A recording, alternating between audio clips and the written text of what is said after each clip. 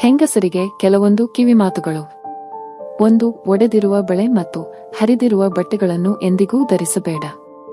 2. ಮಲಗಿ ಎದ್ದ ಮೇಲೆ ಹಾಸಿಗೆಗಳನ್ನು ಮಡಿಚದೆ ಹಾಗೆ ಬಿಡಬೇಡ. 3. ಅಡ್ಡದಾರಿಯಲ್ಲಿ ಮಲಗಬೇಡ. 4. ಸಂಭೋಗ ಮಾಡುವ ಆಸಕ್ತಿ ಉಂಟಾದಾಗ ಪತಿಗೆ ಬಲವಂತ ಮಾಡಬೇಡಿ. 5. ಸಂಭೋಗದ ನಂತರ ಬೆತ್ತಲೆ ಮಲಗಬೇಡಿ. 6. ಸೀರೆ ಧರಿಸುವಾಗ ಅಕ್ಕ ತಂಗಿ ಒಟ್ಟಿಗೆ ಇರಬಾರದು. 7. ಗಂಡನ ಜೇಬಿನಿಂದ ಹಣ ಕದಿಯಬಾರದು. 8. ಯಾವತ್ತೂ ಉಗುರು ಕಚ್ಚುವುದು ಬೇಡ, ದರಿದ್ರ ಆವರಿಸುತ್ತದೆ. 9. ಗಂಡನಿಗೆ ಸಂಭೋಗದ ಆಸಕ್ತಿ ಜಾಸ್ತಿ ಉಂಟಾದಾಗ, ಹೆಂಗಸರೇ ಗಂಡನಿಗೆ ಸಂಭೋಗ ಮಾಡುವ ಆಸಕ್ತಿ ಅತಿಯಾಗಿದ್ದರೆ ಈ ಕೆಲವು ವಿಷಯಗಳನ್ನು ತಿಳಿಸಿ. ಸಾಯಂಕಾಲ ಸಮಯದಲ್ಲಿ ದಂಪತಿಗಳು ಸಂಭೋಗ ಮಾಡಬಾರದು. ಈ ತಪ್ಪಾದರೆ ಕೆಟ್ಟ ಗುಣದ ಮಕ್ಕಳು ಜನಿಸುತ್ತಾರೆ ಎಂದು ಶಾಸ್ತ್ರದಲ್ಲಿ ತಿಳಿಸಿದ್ದಾರೆ. ಹೆಂಗಸರು ಮುಟ್ಟಾದಾಗ ಮುಟ್ಟಿನ ಅವಧಿ ಮುಗಿಯುವವರೆಗೂ, ಅಂದರೆ 5 ದಿನದವರೆಗೂ ಯಾವುದೇ ಕಾರಣಕ್ಕೂ ದಂಪತಿಗಳು ಸಂಭೋಗ ಮಾಡಲೇಬಾರದು ಎಂದು ನಿಮ್ಮ ಹಿರಿಯರು ತಿಳಿಸಿದ್ದಾರೆ, ನೆನಪಿಡಿ. ದಂಪತಿಗಳು ಕತ್ತಲಲ್ಲಿ ಸಂಭೋಗ ಮಾಡಿದರೆ ಜೀವನದಲ್ಲಿ ದಾರಿದ್ರ್ಯ ಕಾಡುತ್ತದೆ. ಅಷ್ಟೇ ಅಲ್ಲದೆ ಮಕ್ಕಳು ಸಹ ದಾರಿದ್ರ್ಯ ಅನುಭವಿಸುತ್ತಾರೆ. ಲಕ್ಷ್ಮಿ ನೆಲೆಸಿರುವುದಿಲ್ಲ ಎನ್ನುತ್ತಾರೆ ನಿಮ್ಮ ಹಿರಿಯರು. ಇನ್ನು ಗಂಡಸರು ಸಂಭೋಗ ಮಾಡಿದ ನಂತರ, ಅಂದರೆ ಬೆಳಗ್ಗೆ ಎದ್ದ ನಂತರ ಕಡ್ಡಾಯವಾಗಿ ತಲೆ ಸ್ನಾನ ಮಾಡಲೇಬೇಕು.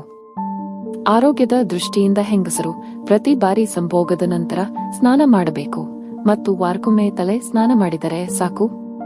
10. ಒಂದೇ ಬಾಳೆ ಎಲೆಯನ್ನು ತರಬೇಡ.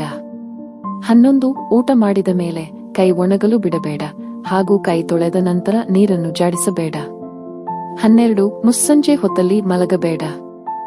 13. ಕಾಲು ತೊಳೆಯುವಾಗ ಹಿಮ್ಮಡಿಯನ್ನು ತೊಳೆಯುವುದು ಮರೆಯಬೇಡ. 14. ತಿಂದ ತಕ್ಷಣ ಮಲಗಬೇಡ. 15. ಹಿರಿಯರ ಮುಂದೆ ಕಾಲು ಚಾಚಿ ಕಾಲ ಮೇಲೆ ಕಾಲು ಹಾಕಿ ಕೂರಬೇಡ. 16. ರಾತ್ರಿ ಊಟದ ತಟ್ಟೆಯನ್ನು ತೊಳೆಯದೆ ಹಾಗೆ ಬಿಡಬೇಡ. 17. ಎಂಜಲು ಕೈಯಲ್ಲಿ ಊಟವನ್ನು ಬಡಿಸಬೇಡ. 18. ಮಂಗಳವಾರ ತವರಿಂದ ಮಗಳು ಗಂಡನ ಮನೆಗೆ ಹೋಗುವುದು ಬೇಡ. 19. ಶುಕ್ರವಾರ ಸೊಸೆಯನ್ನು ತವರಿಗೆ ಕಳಿಸುವುದು ಬೇಡ. 20. ಇಡೀ ಕುಂಬಳಕಾಯಿಯನ್ನು ಮನೆಗೆ ತರಬೇಡ. 21. ಮನೆಯಲ್ಲಿ ಉಗುರು ಕತ್ತರಿಸಬೇಡ. 22. ಮಧ್ಯಾಹ್ನದ ಹೊತ್ತು ತುಳಸಿಯನ್ನು ಕೊಯ್ಯಬೇಡ. 23. ಹೊತ್ತು ಮುಳುಗಿದ ಮೇಲೆ ಕಸ ಗುಡಿಸಬೇಡ, ತಲೆ ಬಾಚಬೇಡ. 24. ಸಾಯಂಕಾಲದ ಹೊತ್ತು ಉಪ್ಪು ಮೊಸರು ಸಾಲ ಕೊಡುವುದು ಬೇಡ. 25. ಬಿಸಿ ಅನ್ನಕ್ಕೆ ಮೊಸರು ಹಾಕಬೇಡ.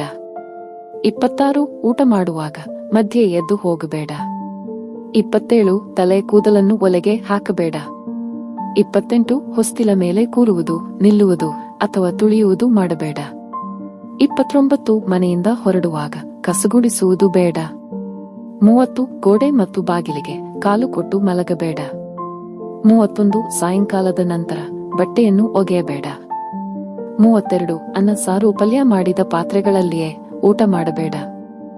ಸ್ನೇಹಿತರೆ, ಇದೇ ರೀತಿಯ ಉಪಯುಕ್ತ ಮಾಹಿತಿಯೊಂದಿಗೆ ಮುಂದಿನ ವಿಡಿಯೋದಲ್ಲಿ ಸಿಗೋಣ.